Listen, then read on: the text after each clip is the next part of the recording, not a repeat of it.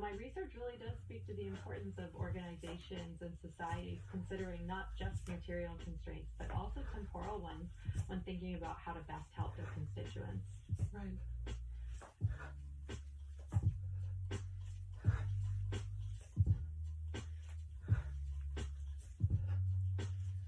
Ashley, I'm sure I'm not the first person to point out that you got yourself a PhD, a job at a prestigious university, and now you've written a book.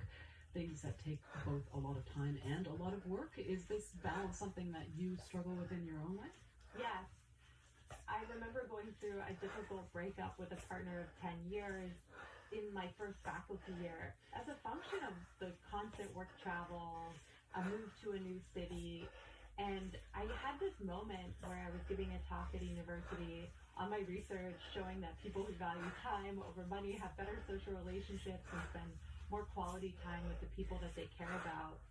And it really clicked for me. I thought, if I'm having such a difficult time putting time first in my own life, I must not be alone in this struggle. And how can I help myself and help others put what we know from the academic literature into practice in their own lives? And so the book really came out of this desire to take what we know from the empirical literature and to build strategies and tools and implementation intentions and reminders for all of us, myself included, to put these strategies into practice in daily life. Mm-hmm. You refer to your research about Kenya. I know that your work more broadly beyond this book looks at the relationship between time, money, and happiness in the U.S., India, and in various countries in Africa. Are there other things you notice about the relationship to time and money in a non-North American context?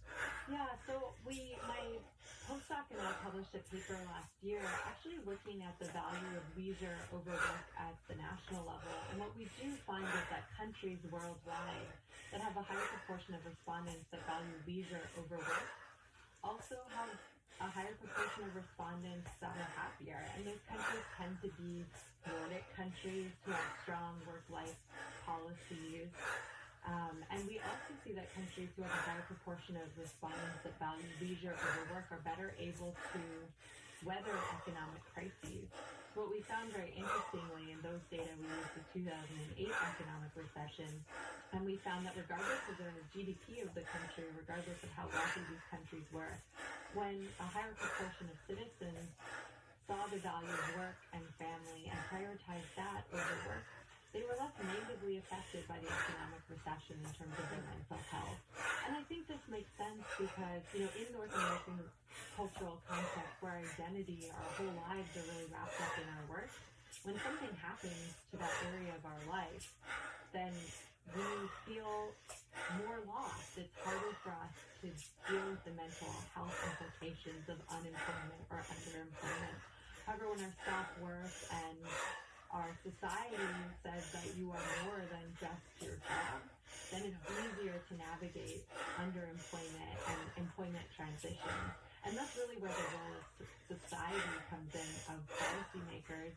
Countries such as Sweden and in Europe more broadly have policies that allow workers to be paid through government assistance while career transitioning, while learning new skills.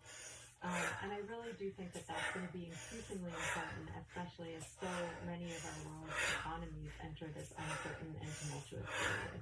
Mm-hmm. The last part of your book does take things beyond our choices as individuals and looks at some of the structural changes that we need to support the better use of our time as a society. So can you share maybe one or two important things that you think we need to put into place? Yeah, so I think actually the COVID environment and work from home has maybe accelerated some of these trends for the positive.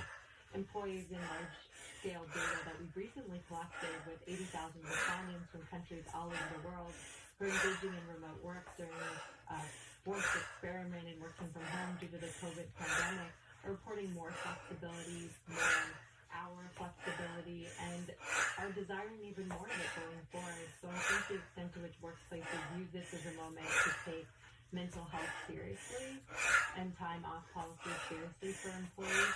But I think there's also a lot to be said in those data. We also see that, unsurprisingly, and there's been a lot of media coverage around this topic recently, that women and working mothers are being disproportionately affected because they're taking on more of the childcare and necessities and have less time for active leisure and are being more distracted.